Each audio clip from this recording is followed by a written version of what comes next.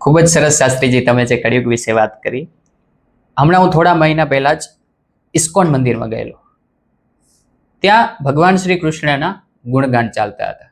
હરે કૃષ્ણ કૃષ્ણ કૃષ્ણ હરે હરે, હરે રામ રામ રામ હરે હરે. અને અમુક મંદિરોમાં મેં જોયેલું છે કે શિવા. તો ભગવાનનું કયું નામ સાચું છે, કૃષ્ણ કે પછી કૃષ્ણ? શું છે આની પાછળની વ્યાખ્યા, આ સમજવું છે. કે ભગવાનનું સાચું નામ જોવા જઈએ તો શું છે? જેમ કે તમે જણાવ્યું કે ઇસ્કોન સંસ્થાવાળા છે તો હરે કૃષ્ણ હરે રામા કરે છે. જી. પછી ઘણા જ લોકો લોર્ડ શિવા કહે છે. ખરેખર શિવા એ શિવજીનું નામ જ નથી. શિવા એમાં જગદંબાનું નામ છે અને ભગવાનનું નામ છે શિવ. તો એવી જ રીતના કૃષ્ણ એ પરમાત્માનું નામ નથી, એમનું નામ છે કૃષ્ણ. જેમ તમે કહ્યું તો હિન્દી ભાષી લોકો હશે ને એ કૃષ્ણ બોલતા હશે અને આપણે ગુજરાતી છીએ તો કૃષ્ણ બોલીએ. બાકી કૃષ્ણ એ નામ નથી ભગવાનનું. કૃષ્ણ કે કૃષ્ણ નામ છે ને દ્રૌપદીનું છે. અને રામા નામ નથી ભગવાનનું. રામ જે આનંદ આપે છે, ભગવાનનું નામ છે રામ. આ તો એ લોકોએ, એ સંસ્થાએ વિદેશીઓ સાથે જોડાણ કર્યું, એટલે જોડાણ કરતા કરતા એ લોકો નતા બોલી શકતા. કૃષ્ણ એટલે બોલ્યા, પછી રામા કરીને બોલતા ગયા. એવી રીતનું છે એ લોકોનું. પરંતુ સાચું નામ જોઈએ તો ભગવાનનું કૃષ્ણ, કે હિન્દીમાં કહો તો કૃષ્ણ છે. જી. જેમ કે આપણે હિન્દી ગુજરાતીનો ભેદ ઘણા જાણતા હોઈએ છીએ તો કૃપયા કરકે, અને આપણે એને ગુજરાતીમાં શું બોલું? કૃપા કરીને. જી. તો કૃષ્ણ એમને. એક બીજો પણ મનમાં વિચાર આવે શાસ્ત્રીજી, કે આજની આધુનિક પેઢીના આપણા જે યંગ જનરેશન છે તો પોતાના પ્રેમને શ્રી રાધા કૃષ્ણ જોડે સરખાવે છે અને પાછા તો છાતી ફૂલાવીને કહે છે કે કૃષ્ણ કરે તો લીલા ઓર હમ કરે તો ક્યું કેરેક્ટર ઢીલા. આજની આ યંગ જનરેશન ભણી ગણીને પોતાને આધુનિક સમજે છે. જી. પરંતુ મૂર્ખ છે એ યંગ જનરેશન જે પોતાને કે પોતાના પ્રેમને ભગવાન શ્રી કૃષ્ણ તથા રાધાજીના પ્રેમ સાથે સરખાવે છે. કારણ કે ભગવાન શ્રી કૃષ્ણએ જે પ્રેમ કર્યો છે એ પ્રેમ તમે કોઈ દિવસ ન કરી શકો. જી. આજની શું આ યંગ જનરેશન ભેદભાવ વગરનો પ્રેમ કરી શકશે? 16,108 રાણીઓ હતી. જી. ભગવાન શ્રી કૃષ્ણને દરેક રાણીથી સમાન પ્રેમ કર્યો હતો. જી. કોઈ જ પ્રત્યે ભેદભાવ ન હતો. જ્યારે રાધાજી તો એમની રાણીઓમાં પણ ન હતા. જી. આત્માનો પ્રેમ હતો. કહો તો એક જ આત્મા તત્વ છે. તો એ પ્રેમ આજની આ પેઢી કઈ રીતના કરી શકે કે જે માત્ર શરીર સુખ માટે જ પ્રેમ કરતી હોય છે? જી. કારણ કે પ્રેમ એ એનાથી ઉપર છે. ત્યાગનું પ્રતીક પ્રેમ છે. ભગવાન શ્રી કૃષ્ણ તથા રાધાજી બંને પોતાના પ્રેમમાં ત્યાગ કર્યો છે. જી. અને ત્યાગની વાત આવે ને ત્યારે આજની આ યુવા પેઢી પાછળ ખસી જાય છે. એ શક્ય નથી 100% કે આજની આ યંગ જનરેશન જી ભગવાન શ્રી કૃષ્ણ અને રાધાજી જેવો પ્રેમ કરી શકે. અને એવી રીતના કહેતા હોય છે કે કૃષ્ણ કરે તો લીલા, હમ કરે તો ક્યું કેરેક્ટર ઢીલા. જી. કૃષ્ણએ જે લીલાઓ કરી છે એ કરવા માટે તમારી ક્ષમતા નથી. જી. શું ક્ષમતા છે? ટચલી આંગળી પર ગોવર્ધન ધારણ કરવાની. જી. ક્ષમતા છે કાળિયા નાગ જેવો વિશાળ કોઈ નાગ હોય તો એની ફેણ પર નૃત્ય કરવાની. જી. આ તો બધી બહુ ઘણી મોટી વાતો છે. જી. પરંતુ શું ક્ષમતા છે? જી. કે જગતના ઈશ્વર હોવા છતાં પણ પોતાના માતા પિતાને દુખી જોવાની, જી એમનો પણ જન્મતાની સાથે જ ત્યાગ કરી દેવાની. જી જી.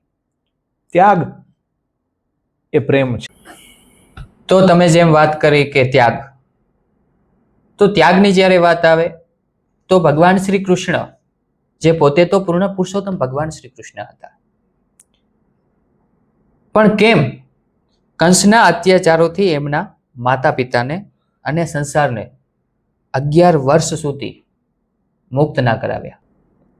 ભગવાન શ્રી કૃષ્ણનું જે સ્વરૂપ છે એ ભગવાન શ્રી હરિનારાયણનો પૂર્ણ પુરુષોત્તમ અવતાર છે. પરંતુ ભગવાન જ્યારે આ પૃથ્વી પર જન્મ ધારણ કરે છે ત્યારે ધારે તમે જેમ કહ્યું કે તો કેમ 11 વર્ષ સુધી પોતાના માતા પિતાને જ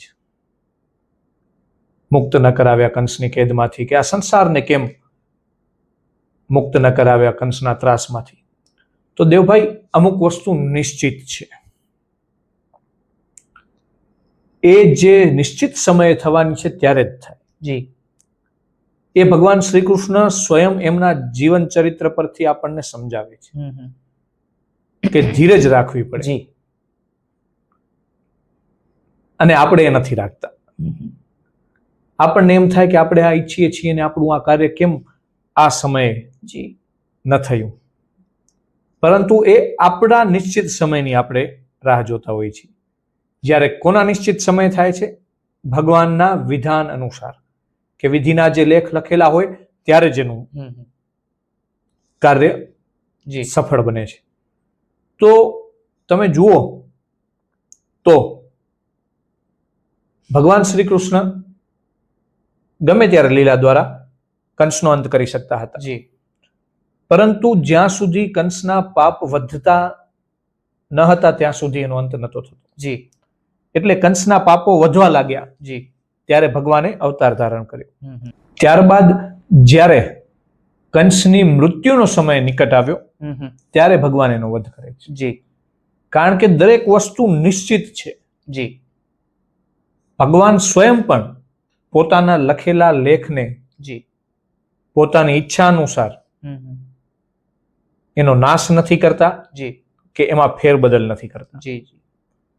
કારણ કે વિધિના વિધાનથી ભગવાન સ્વયં પણ બંધાયેલા છે. જી. એટલા માટે ભગવાને સ્વયં જ્યારે કંસના અત્યાચારોથી પોતાના માતા પિતાને મુક્ત કરાવ્યા હતા ત્યારે માતા પિતાને જઈને પ્રણામ કર્યા હતા. જી. અને કહ્યું હતું કે મને માફ કરો કે 11 વર્ષ સુધી જી હું તમને કંસની કેદમાંથી મુક્ત ન કરાવી શક્યો. ત્યારે ભગવાન શ્રી કૃષ્ણ શ્રીમદ ભાગવત મહાપુરાણના 10મા સ્કંધમાં 45મો અધ્યાય છે અને એમાં 7મા શ્લોકમાં કહે છે, માતરમ પિતરમ વૃદ્ધમ ભાર્યામ સાધ્વી સુતમ શિશુમ ગુરુ વિપ્રમ પ્રપન્નમ ચ કલ્પો બિભ્રચ્છ વસનમૃતઃ. એટલે જણાવે છે ભગવાન કે સમર્થ હોવા છતાં પણ વૃદ્ધ માતા પિતાની, સતી પત્નીની, બાળકો, ગુરુ, બ્રાહ્મણો અને શરણાગતનું ભરણ પોષણ નથી કરતો તે દરેક પુરુષ જીવતો મરદા જેવો છે. આવી રીતના વિલાપ કરે છે. કારણ કે દેવકી અને વસુદેવજી ભગવાનના ઈશ્વરી તત્વને જાણી ન જાય એટલા માટે પોતે પ્રયત્ન કરે છે. પરંતુ ખરેખર જો ભગવાન ધારત તો ક્ષણભરમાં પણ પોતાના માતા પિતાને તેમની કેદમાંથી છોડાવી શકત. પરંતુ જેમ મેં તમને કહ્યું કે વિધિનું જે વિધાન છે એને અનુસરીને ભગવાન પોતાની લીલાઓ, માયાઓ અને કર્મ કરે છે. ગીતામાં પણ ભગવાને અર્જુનને કહ્યું હતું કે આ ત્રણેય લોકમાં મારા માટે કાંઈ જ એવું કર્મ નથી કે જે કરવા યોગ્ય હોય, છતાં પણ હું દરેક કર્મ કરું છું કારણ કે આ વિધિનું વિધાન છે. તો શાસ્ત્રીજી, ઘણા લોકો પાસે એવું સાંભળવા મળતું હોય છે કે શ્રી કૃષ્ણ પોતાના જીવન કાળમાં પણ અસત્યનો સહારો લીધો હતો. તો ખરેખર શ્રી કૃષ્ણે પોતાના જીવનકાળ દરમિયાન ક્યારે અસત્યનો સહારો લીધો હતો? આજે ઘણા બધા લોકો એવું કહેતા હોય છે કે ભગવાન શ્રી કૃષ્ણએ અસત્યનો આશ્રય લીધો હતો. એના પાછળની એક કથા જ છે કે જ્યારે દ્રોણાચાર્યનો વધ કરવા માટે ભગવાન શ્રી કૃષ્ણએ યુધિષ્ઠિરજીને અસત્ય બોલવાનું કહ્યું. જી. તો કથા એવી છે કે દ્રોણાચાર્યજી સંપૂર્ણ કળાઓથી તે દિવસે યુદ્ધ કરી રહ્યા હતા અને ભગવાન શ્રી કૃષ્ણએ જોયું કે જો દ્રોણાચાર્ય આ જ રીતના માત્ર અડધો દિવસ પણ યુદ્ધ કરી ગયા ને જી તો પાંડવોની સેનાનો નાશ કરી નાખશે. ત્યારે ભગવાન શ્રી કૃષ્ણએ અર્જુનને કહ્યું જી કે હવે અધર્મનો આશ્રય લઈને આ ધર્મ યુદ્ધ જીતવું પડશે. કારણ કે કૌરવોએ પણ અધર્મથી અભિમન્યુનો વધ કર્યો હતો. જી. ત્યારબાદ જ્યારે ભગવાને આવું કહ્યું તો અર્જુનને આ વાત થોડીક રચી નહીં. જી. પરંતુ બીજા જે પાંડવો હતા એઓએ સંમતિ પુરાવી અને અસત્યનો આશ્રય નથી લીધો, યુક્તિ બનાવી હતી, જેને તમે કહી શકો કે રાજનીતિ કે યુદ્ધની નીતિ પણ કહી શકો. જી. અને એ નીતિ એવી હતી કે અશ્વત્થામા નામનો એક હાથી પણ હતો. જી. અને અશ્વત્થામા ગુરુ દ્રોણનો પુત્ર પણ હતો. હા. ભગવાન શ્રી કૃષ્ણએ કહ્યું પાંડવોને કે જો દ્રોણાચાર્યને એવી ખબર મળે કે અશ્વત્થામાનો વધ થયો છે તો તેઓ યુદ્ધ કરશે નહીં. જી. એટલે પાંડવોએ યુદ્ધના વિજય માટે સંમતિ દર્શાવી અસત્યનું આચરણ કરવા માટે.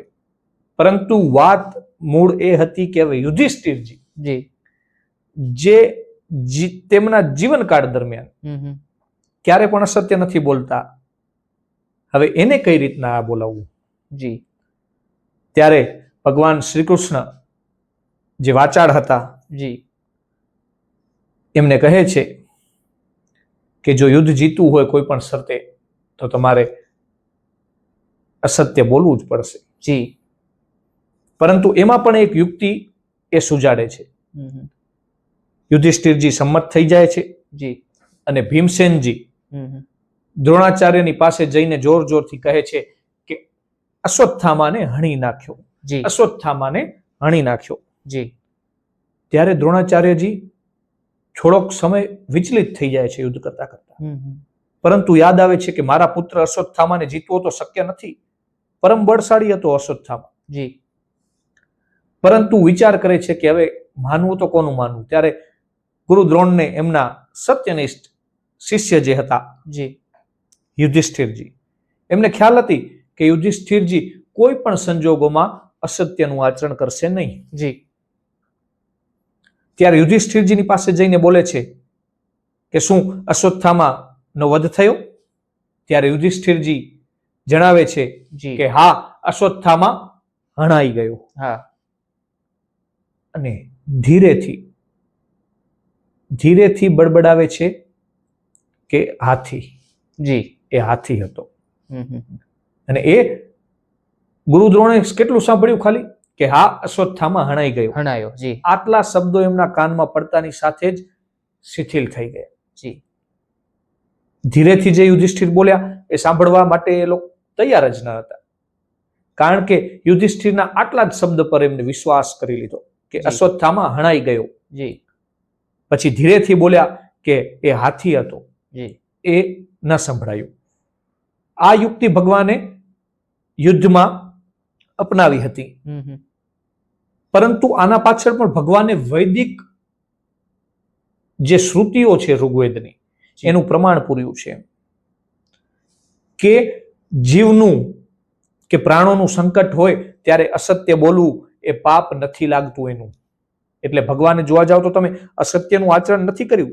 જે વેદોમાં શ્રુતિઓમાં જે દર્શાવેલું છે એ પ્રમાણે ભગવાને આચરણ કર્યું છે. એટલે કહી શકીએ કે અસત્યનું આચરણ ન કહેવાય. જી. કારણ કે વેદો અમુક જગ્યાએ સંમતિ આપે છે અસત્ય બોલવાની. તો આપણા વેદો પણ અસત્ય બોલવાની અનુમતિ આપે છે એમ. આશ્ચર્યચકિત થઈ જાય. અવશ્ય વેદોએ પણ ઘણી જગ્યાએ કહ્યું છે કે અસત્ય બોલવામાં કાંઈ પાપ નથી. એનું એક ઉદાહરણ આપું તમને તો શ્રીમદ ભાગવતમાં 8મા સ્કંદમાં 20મો અધ્યાય અને એનો 43મા શ્લોકમાં એનું વર્ણન છે. એ પ્રસંગ છે કે જ્યારે બલિરાજાનો યજ્ઞ થતો હતો ત્યારે વામન ભગવાન બલિરાજા પાસે 3 ડગલા પૃથ્વી માંગે છે. ત્યારે એમના ગુરુ એટલે કે શુક્રાચાર્ય એમને ચેતવે છે કે તું રોકાઈ જા, આ સ્વયં વિષ્ણુના અવતાર છે. છતાં પણ બલિરાજા કહે છે કે ના, મેં મારી પ્રતિજ્ઞા લીધી છે અને હું એનું આચરણ કરીશ.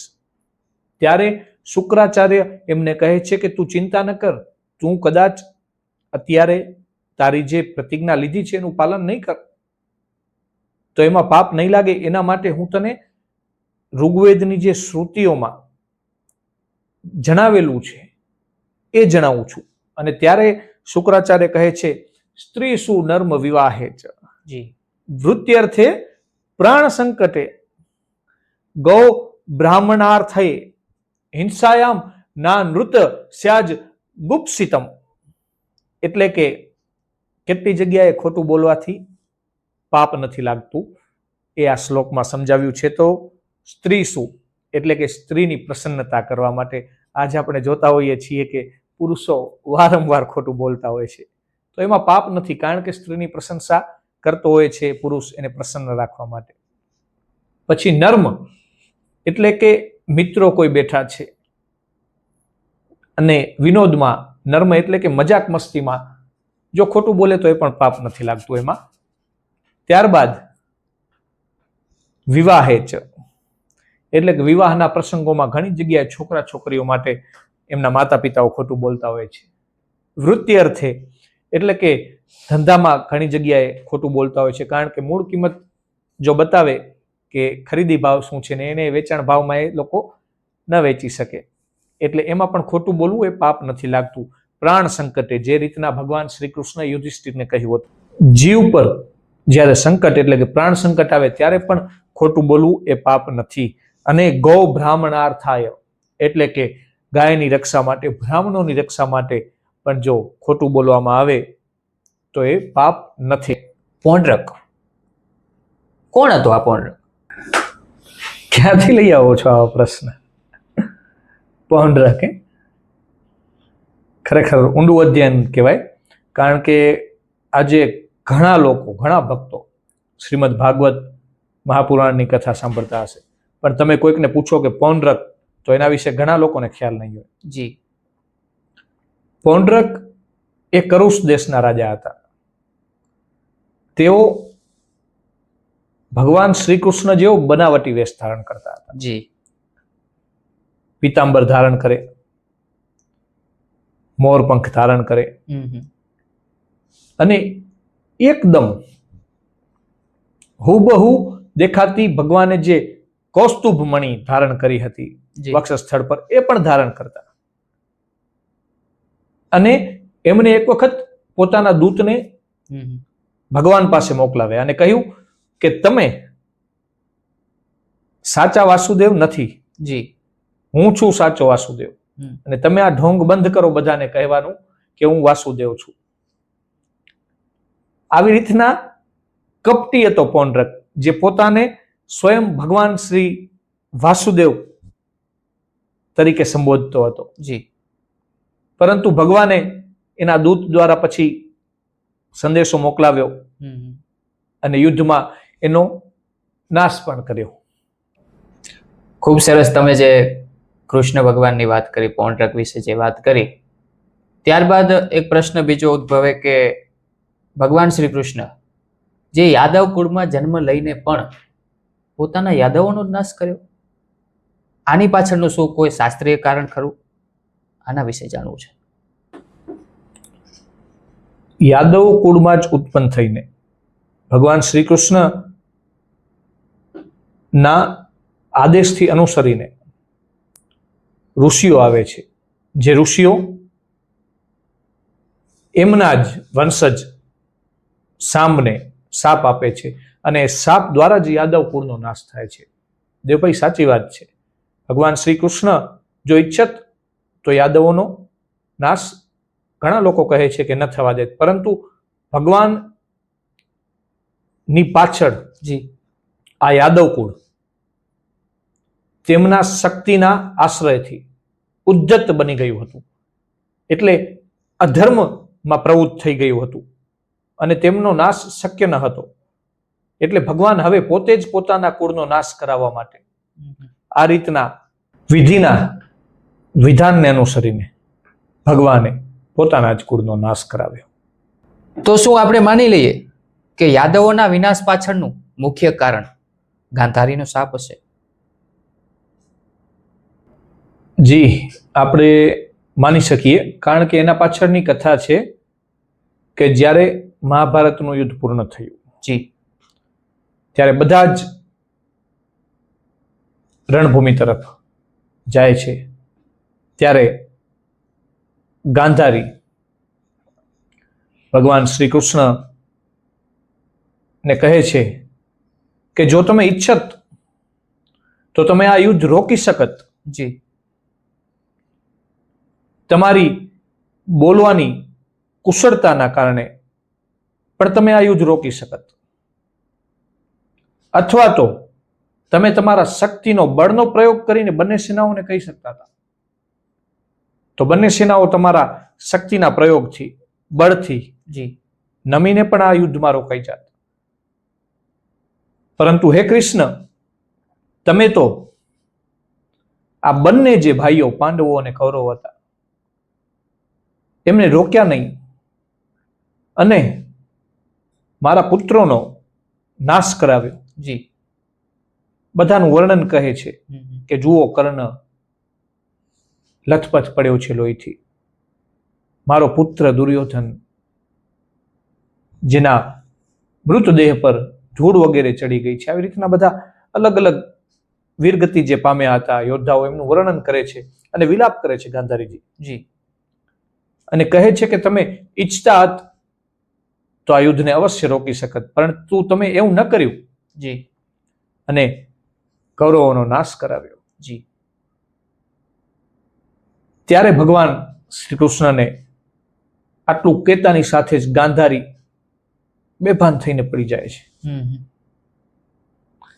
ફરીથી હોશમાં આવતાની સાથે જ ભગવાન શ્રી કૃષ્ણને વિચાર શક્તિ ગુમાવી ચૂક્યા હતા ગાંધારીજી. જી અને ક્રોધાવેશમાં શાપ આપી દે છે કે જેવી રીતના અત્યારે અમારી આ ભરત વંશની જી પુત્રવધુઓ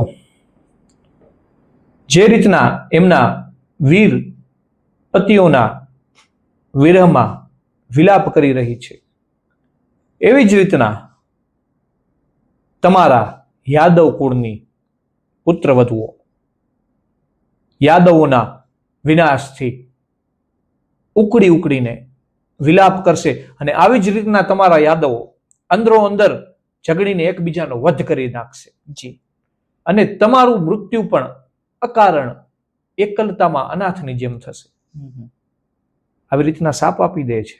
ભગવાન શ્રી કૃષ્ણ હસતા મુખે એ શાપનો સ્વીકાર કરે છે અને કહે છે કે આ તો નિયતિમાં પહેલેથી જ લખેલું હતું. જી તમારો શાપ તો માત્ર નિમિત્ત બન્યો છે, પરંતુ હા, આ શાપ જ છે જેને કહી શકો કે તમે યાદવોના કુળનો નાશનું કારણ બન્યો હતો. જી તો તમે જેમ મહાભારતની વાત કરી, ગાંધારીના શાપની વાત કરી, તો અંદાજે શાસ્ત્રીજી આ યુદ્ધમાં કેટલા યોદ્ધાઓ વીરગતિને પામ્યા હશે? એવો કોઈ આંકડો અંદાજિત? અંદાજે નહીં, તમને પરફેક્ટ જેને કહેવાય ને એ આંકડો આપો. જી કારણ કે આપણા વેદો પુરાણો આ કોઈ અંદાજિત નથી. ઘણી વખત આપણે સાંભળતા જશું યુગ સહસ્ત્ર યોજન પર ભાનું. જી આ આંકડો અંદાજિત નથી. વૈજ્ઞાનિકોએ આજે આંકડો બરાબર શોધ્યો, જી પરંતુ તુલસીદાસજી વર્ષો પહેલા લખી ગયા છે. એવી રીતના જ તમને સંપૂર્ણ આંકડો આપું તો મહાભારતના યુદ્ધમાં 1,66 કરોડ જી અને 20,000 જેટલા યોદ્ધાઓ વીરગતિ પામ્યા હતા. જી એટલે આંકડો આ તમે સમજો ને તો 1,66 કરોડ એટલે ચીનની અને આપણી ભારતની વસ્તી જે છે ને અત્યારે, જી એટલા યોદ્ધાઓ તો એ સમયે વીરગતિ પામ્યા હતા. ત્યારબાદ 14,000 યોદ્ધાઓ અજ્ઞાત, એટલે કે એમનો કોઈ પતો જ ન મળ્યો. જી અને 10,165 વીરો લાપતા થઈ ગયા. જી એ પ્રમાણે વિચાર કરો ત્યારે કેટલી વસ્તી હશે, કારણ કે આટલા તો માત્ર યુદ્ધમાં આવ્યા હતા, કે જેમણે યુદ્ધમાં ભાગ લીધો હતો. હું તો કહું ખરેખર આ તમે જોવા જાઓ ને તો વિશ્વનું પ્રથમ વિશ્વયુદ્ધ હતું. જી આના પહેલા કોઈ વિશ્વયુદ્ધ નહોતું થયું. રામ અને રાવણનું યુદ્ધ થયું હતું, એમાં બીજા કોઈ નતા જોડાણા. જી પરંતુ આ કૌરવ અને પાંડવોનું જે યુદ્ધ થયું ને, એમાં તમામ જે દેશો હતા, આજુબાજુના જે રાજાઓ હતા, એ કાં તો કૌરવોના પક્ષમાં હતા અથવા તો પાંડવોના પક્ષમાં હતા. જી એટલે તમે જુઓ ને તો આ એક જાતનું વિશ્વયુદ્ધ જ હતું, જી જેને આપણે કહી શકીએ કે વિશ્વનું પ્રથમ વિશ્વયુદ્ધ હતું. તો શાસ્ત્રીજી, આ યુદ્ધની વાત ઉપર યાદ આવ્યું કે તમારો જે લોગો છે એ ખૂબ જ એટ્રેક્ટિવ કરે એવો છે. ભગવાન શ્રી કૃષ્ણે ચક્ર ધારણ કર્યું છે, ભીષ્મ પિતામહ ઉપર પ્રહાર કરવા જઈ રહ્યા છે, અને ત્યારે અર્જુને પગ પકડી રાખ્યો છે. ઘણી વખત એવું સાંભળવા પણ મળ્યું છે કે ઘરોમાં કે મહાભારતના ચિત્રો ના રાખવા જોઈએ. આના વિશે થોડું ઊંડાણથી સમજવું છે. ભગવાન શ્રી કૃષ્ણ જ્યારે પિતામહ ભીષ્મ ઉપર ચક્ર લઈને પ્રહાર કરવા જાય છે, એ ચિત્ર છે એ મને ખૂબ પ્રિય છે, કારણ કે એના પાછળની કથા અદ્ભુત છે. એ લોકો નથી જાણતા, અને જાણે છે તો થોડી ઘણી, પણ આજુ વિસ્તૃતથી વર્ણન કરું તો એ યુદ્ધના સમયે ભગવાન શ્રી કૃષ્ણ જ્યારે અર્જુનના સારથી હતા, અને અર્જુન ચારે બાજુ કુરુક્ષેત્રના રણ મેદાનમાં બાણ વરસાવી રહ્યા હતા, જાણે બાણની વર્ષા થઈ રહી છે, અને અર્જુનના બાણોથી ચારે બાજુ કૌરવોની સેનામાં હાહાકાર મચી ગયો હતો. ત્યારે દુર્યોધન પિતામહ ભીષ્મ પાસે જઈને કહે છે કે પિતામહ, તમે તો પ્રતિજ્ઞા લીધી હતી કે પાંડવોનો વધ કરશો, પાંડવોનો નાશ કરશો, પરંતુ તમે તો એવું નથી કરી રહ્યા. ત્યારે દુર્યોધનના વચન અને શબ્દોથી પ્રેરાઈને પિતામહ ભીષ્મ હવે અત્યંત તીવ્ર ગતિમાં બાણની વર્ષા કરવા લાગ્યા છે. અને એ ચિત્ર હું તમને કહું તો એ યુદ્ધનું વર્ણન આવ્યું છે કે આ જે યુદ્ધ થઈ રહ્યું હતું ને મહાભારતનું, એવું પહેલા કોઈએ યુદ્ધ જોયું ન હતું, કે ન કોઈએ સાંભળ્યું પણ હતું. વિચાર કરો એ કેટલું ભયંકર યુદ્ધ હશે, કે જે કોઈએ સાંભળ્યું એ નતું પૂર્વમાં, અને ભવિષ્યમાં પણ આવું યુદ્ધ નહીં થાય. એટલું વિશાળ વિસ્તૃત વર્ણન છે આ યુદ્ધનું. અને એ યુદ્ધમાં હવે પિતામહ ભીષ્મ એમના યુદ્ધ કૌશલ્યને દાખવતા દાખવતા માયા જાણે કેમ રચાઈ ગઈ હોય, અને ભીષ્મ પિતામહના હજારો રૂપ કેમ હોય, એવી રીતના જ્યારે પૂર્વ તરફ જોયે છે તો પૂર્વમાંથી ભીષ્મ પિતામહ પશ્ચિમ બાજુ જતા રહે છે, પશ્ચિમમાંથી જુએ છે તો ઉત્તરમાં જતા રહે છે, ઉત્તરમાંથી દક્ષિણમાં. એટલી તીવ્રતાથી મંડળાકારમાં ભીષ્મ પિતામહ પોતાના રથની સાથે બાણોથી વર્ષા કરી રહ્યા છે. અને આ પરાક્રમ ને જોઈને પાંડવોની જે સેના હતી એ ડરી ગઈ, કારણ કે પિતામહ ભીષ્મ હજારો બાણોની વર્ષાથી એ સેનાનો નાશ કરી રહ્યા હતા. અને હવે આ સેના ભાગવા લાગી, બધા યોદ્ધાઓ ભાગવા લાગ્યા. ત્યારે ભગવાન શ્રી કૃષ્ણ જુએ છે કે આ તો પાંડવો પરાજય તરફ જઈ રહ્યા છે. ત્યારે અર્જુનના રથની બાજુમાં સાત્યકી આવે છે, ભગવાન તેની પ્રશંસા કરે છે. પરંતુ પિતામહ ભીષ્મના પ્રહારોનો જવાબ અર્જુન પાસે પણ ન હતો. અર્જુન વ્યાકુળ બની ગયો છે, ચિંતિત છે. ત્યારે ભક્ત જ્યારે ચિંતિત હોય ને ત્યારે ભગવાન એની ચિંતાનું નિવારણ કરવા માટે આવે છે. અને ત્યારે જ પિતામહ ભીષ્મ હજારો બાણો જે સર્પો જેવા હતા એ અર્જુન પર પ્રહાર કરે છે અને અર્જુનનો રથ તૂટી જાય છે. છતાં પણ ભગવાન શ્રી કૃષ્ણ એને સંભાળે છે અને હવે ક્રોધાયમાન થાય છે. અને ત્યારે ભગવાન શ્રી કૃષ્ણ રથ પરથી ઉતરીને